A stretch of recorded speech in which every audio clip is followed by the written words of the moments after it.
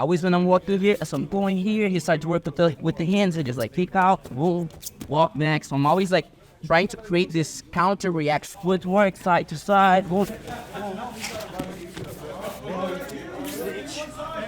Creating space. When his hips is going back, I'm always trying to force him to roll to the opposite side. Footwork that you were doing on me, I gotta see that. Like, you gotta break it down.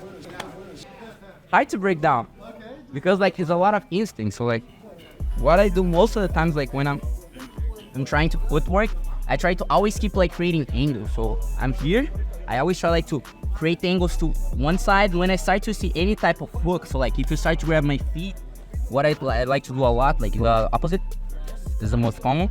I just like turn, kick out, and then I start to go to the other side. Or sometimes like if I'm too forward and I'm not able like go again, like if I'm not able, I just turn my toes out, step around like this, and then I step back. And then from here, most of the times I'm gonna be having grips in the legs, so I always like try to use the concept of the Toriando pass. So like always when I'm walking here, so I'm going here, he starts to work with the hands and just like kick out, boom, walk back. So I'm always like trying to create this counter reaction. I'm going here, always when he's going to this side, I'm trying to cross to the side. So when he starts to go back here, I punch it down, I start to open up, and then I slide over. And then like if he goes back here, one thing that I really like to do a lot is like start to lay down with my, go back, right here.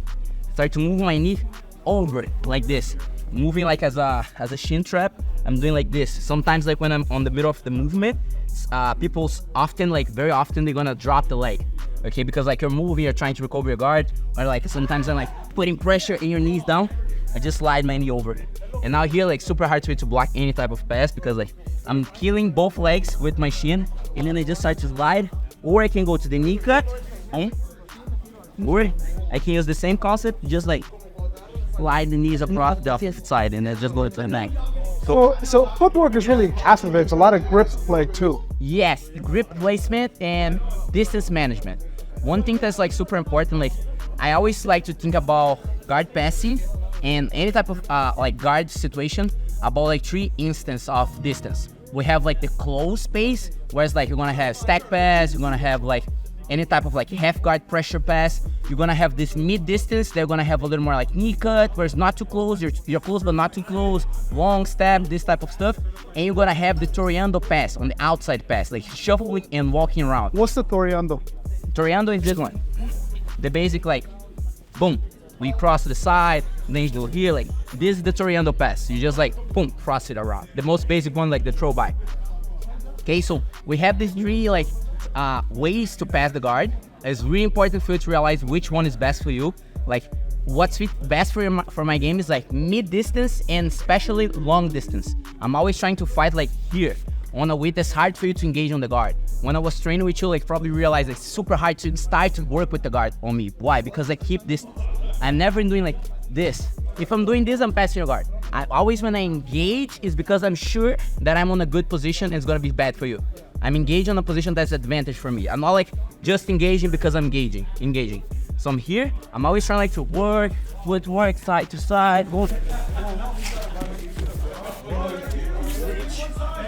Creating space, and always like trying to use the counters of like, he's going here. When his hips is going back, I'm always trying to force him to roll to the opposite side. And one thing that's important is like, how you move your belly a little bit. So I'm here, always when he's trying to recover the guard, one thing like, I'm here with my belly a little bit more forward. When he's trying to bring the leg back, I'm moving my belly backwards, so I'm fully stretching the leg. So this way creates space that he was not expecting to have. So like, if I stay on the same stance most of the time, his leg's always gonna be there because he's aiming for my hip. So I want to create something that like change the shape of my body, so it's more hard for him to predict where to put his foot. So always when someone is like recovering the guard, I'm always trying like to slide his feet and like create this like off balancing moments, like when I turn the angle, I change the angle, or I move his legs in a way that he's not expecting.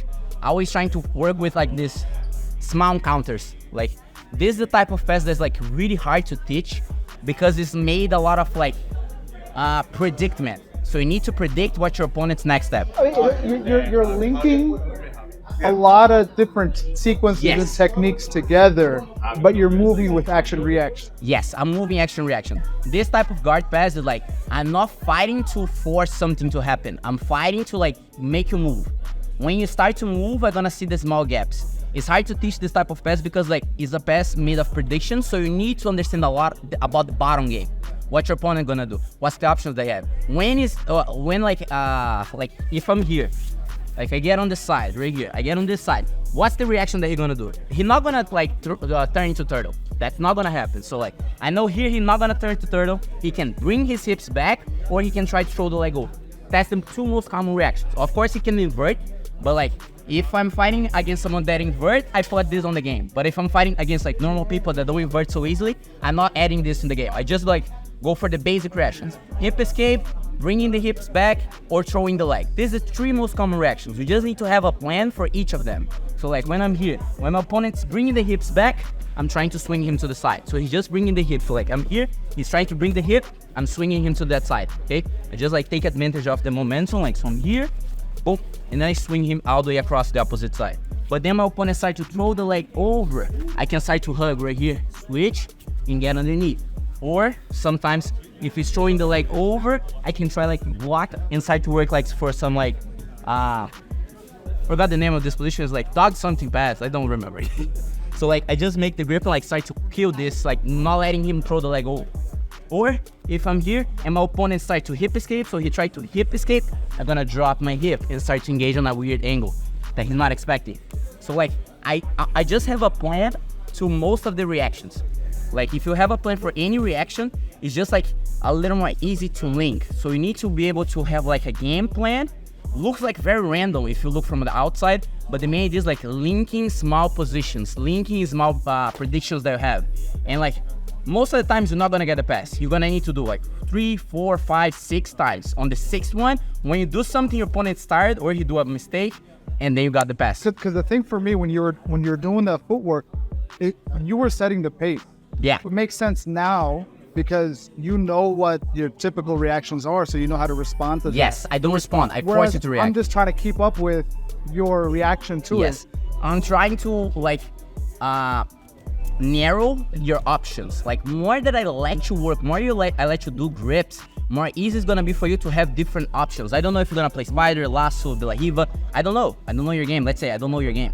So I'm trying to narrow. If I don't let you have grips, the options that you have like is slightly smaller. So like it's way more easier for me to predict if I know what the options that I have, because I'm putting you on bad situations. Bad situations only have like small reactions. That's the most efficient one, but only small reactions. So I'm trying to narrow for this, and that's the biggest difference of like guys that compete and guys that don't compete. We are used to put our pace on the matches. So like we don't let you fight. We just try like to score, move, link positions, like advance like as fast as possible, and don't let you work, because like when you go to a tournament, like you never know when what is the good position of your opponent. Like maybe his good position is like deep half guard, and like you don't know about it. Like if you just let him play like, oh, I'm a good like half guard pass, no, he's gonna put on his position. It's his position, his main team. Probably he's better than you on this. Like because like let's say if I'm talking about guard pass, I need to deal with all the different types of position. Like my favorite way, my favorite guard to pass most of the times is like de la riva. That's my favorite guard to pass. I feel good fighting against de la riva. But like one of my weakest positions to deal against is like a fight against the lasso. I don't like the lasso. So like I don't know if my opponent gonna put the de la riva and he's gonna be the best position for him, and maybe he's better than me at this position. So I'm trying to not let you even start to play your game, because I don't want to realize what's your game. I don't want to let you play. I want to put my game to work and get on better positions before you even had the chance to do something, because I don't want to take risks.